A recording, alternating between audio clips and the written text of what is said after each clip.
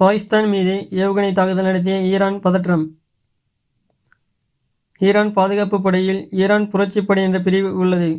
இந்த புரட்சிப்படை ஈரானின் நலனுக்காக வெளிநாடுகளில் பல்வேறு இராணுவ ரீதியில் நடவடிக்கைகளை மேற்கொள்ளப்பட்டு உருவாக்கப்பட்டது.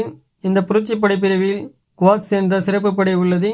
இந்த குவாட்ஸ் பிரிவின் வெளிநாடுகளில் உளவு இரகசிய இராணுவ நடவடிக்கைகளை மேற்கொள்ளும் வேலையில் ஈடுபட்டு வருகிறது. இதனிடையே ஈரான் புரட்சிப்படையின் தளபதி குவாசம் கலைமணி கடந்த 2020ஆம் ஆண்டு ஈராக்கில் அமெரிக்க படையினர் நடத்திய ட்ரோன் தாக்குதலில் கொல்லப்பட்டார். குவாசம் கலைமாமணியின் நினைவு தினம் கடந்த 3ஆம் தேதி ஈரானின் கெர்மன் நகரில் அனுசரிக்கப்பட்டது. இதில் ஆயிரக்கணக்கானோர் பங்கேற்றனர். அப்போது திடீரென இரட்டை குண்டுவெடிப்பு தாக்குதல் நடத்தப்பட்டது. இந்த தாக்குதலில் 84 பேர் உயிரிழந்தனர். இந்த தாக்குதலுக்கு ஐஎஸ் பயங்கரவாத அமைப்பு பொறுப்பேற்றுள்ளது. இதையடுத்து ஐஎஸ் பயங்கரவாத அமைப்பு மற்றும் ஈரானுக்கு எதிராக செயல்படும் அமைப்புகளை குறிவைத்து ஈரானின் புரட்சிப்படை தாக்குதலை தொடங்கியது.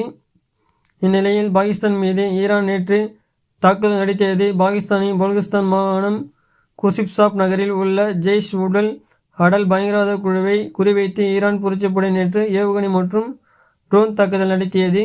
இந்த தாக்குதலில் எத்தனை பேர் உயிர்ந்தனர் என்பது குறித்து தகவல் இதுவரை வெளியாகவில்லை. பாகிஸ்தானின் ஈரான் தாக்குதல் நடத்திய சம்பவம் பெரும் பரபரப்பை ஏற்படுத்தி உள்ளது.